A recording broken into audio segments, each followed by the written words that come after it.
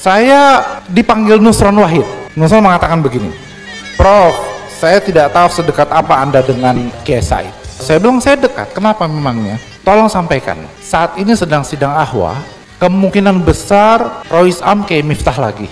Dan Kiai Miftah saat itu sudah bilang, sebelumnya sudah bilang, kalau saya tetap Rois Am lagi, saya punya hak veto untuk menolak Kiai Said sebagai calon ketua PBNU berikutnya.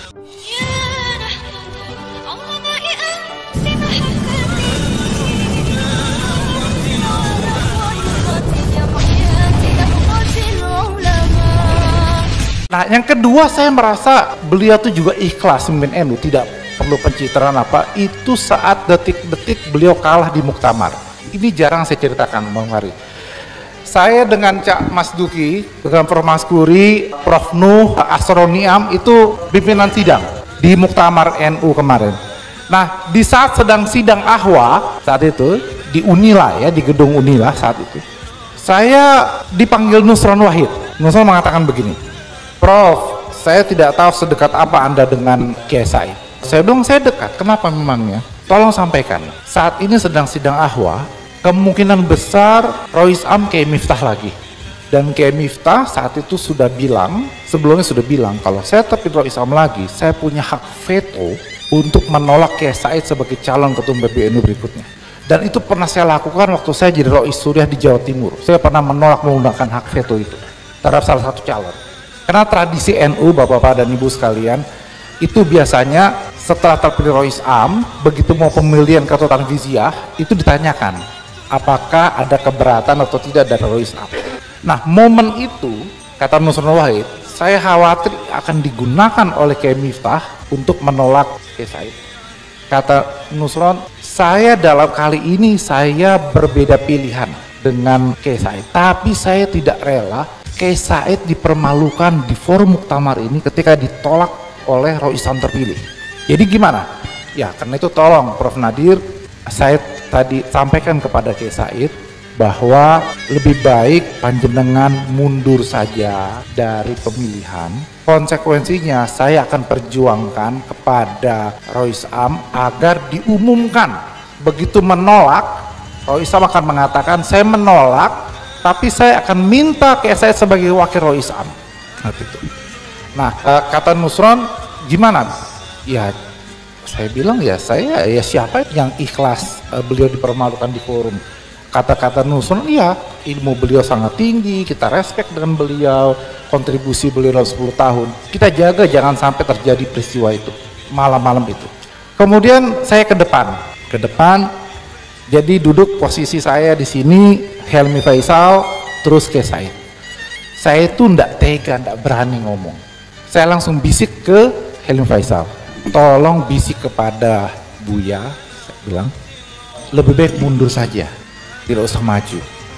Kenapa? Karena hitung-hitungannya ini bakal kalah dan malah beliau akan dipermalukan nanti. Saya ceritakan. Helmi Faisal bisik kepada Kiai Said.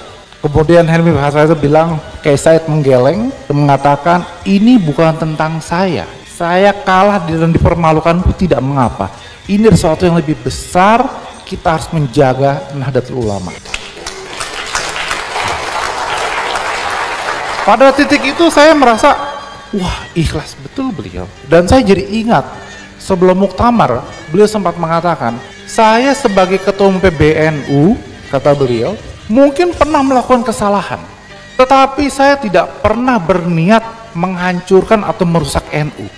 Nah, saya teringat kata-kata itu. Boleh sebagai pengurus PBNU melakukan kesalahan, tapi jangan pernah merusak NU. Tapi terus saya naik ke panggung. Di panggung saya cerita sama Prof Nuh. Kata Prof Nuh, wah gimana ini ya? Kita deg-degan menunggu siapa yang terpilih sebagai Rois Am. Terus saya lihat Yeni Wahid masuk ke ruangan. Terus kata Prof Nuh, coba ngomong sama Yeni Wahid. Mungkin Ning Yeni bisa membujuk Kiai Said. Saya turun dari atas panggung, terus saya bicara sama Ning Yeni. Saya bilang ini ada penting saya bicarakan. Kanan kiri orang masih mengkerubungi Ning Yeni gitu. Terus Ning Yeni bisik ke saya, Gus kita ngomong bahasa Inggris saja. Jadi biar yang lain nggak paham gitu. Jadi Ning Yeni merasa orang-orang NU pada nggak paham nih kan bahasa Inggris.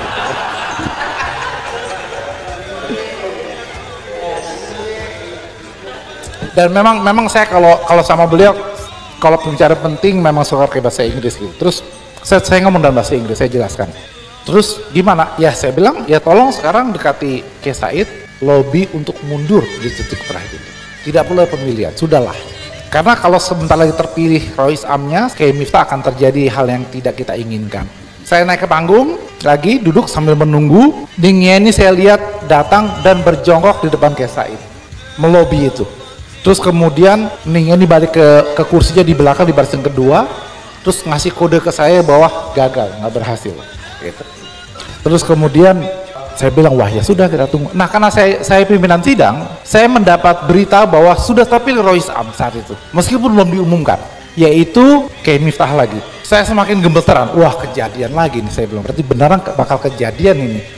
Ini akan menjadi forum yang tidak baik bagi Kiai Said.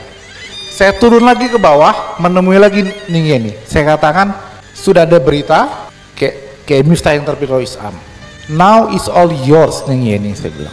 Coba tolong dekati lagi Kiai Said. Sekali lagi minta beliau mundur dari pencalonan. Ya, betul-betul. Nah, Ning Yeni pun mengatakan, iya kita harus selamatkan marwah Kiai Said saat itu. Maju lagi, gagal lagi. Terus kemudian Ning Yeni sudah kasih kode lagi ke saya dari jauh.